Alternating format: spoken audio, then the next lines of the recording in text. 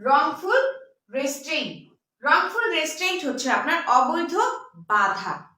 এই বিষয়টা সম্পর্কে বলা হচ্ছে প্যানাল কোড 1860 এর ধারা 339।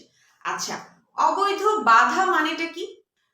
কোনো ব্যক্তিকে যদি যার যেদিকে গমনের অধিকার রয়েছে সেই দিকে যদি যেতে বাধা প্রদান করা হয়, স্বেচ্ছাকৃতভাবে কোনো কারণ ছাড়াই যদি তাকে সেদিকে যেতে বাধা প্রদান করা হয়, তবেই সেটা হচ্ছে আপনার রংফুল রেস্ট্রেইন্ট বা অবৈধ বাধা।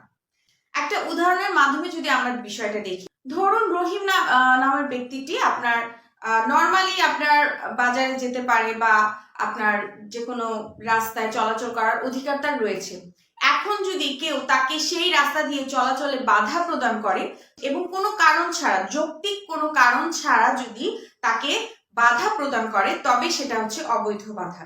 এখানে আবার কিছু কথা আছে। ধরুন এমন কোনো রাস্তা দিয়ে রহিম যাতায়াত করতে চাচ্ছে যেই রাস্তাটা নাকি ঝুঁকিপূর্ণ রাস্তা, অর্থাৎ যেই রাস্তা দিয়ে চলাচল করলে তার ক্ষতি হতে পারে, সে মানসিকভাবে বিপর্যস্ত হতে পারে, অথবা সে আহত হতে পারে বা নিহত হতে পারে, অথবা যেই রাস্তাটাতে আপনার আইনত মানে নিষিদ্ধ আছে যাওয়া, যেই জায়গাটা, সেই ধরনের জায়গায় যদি যেতে কেউ আপনাকে বাধা প্রদান করে, তবে সেটা কিন্তু অবৈধ বাধা বলে আপনি ধরতে পারেন না।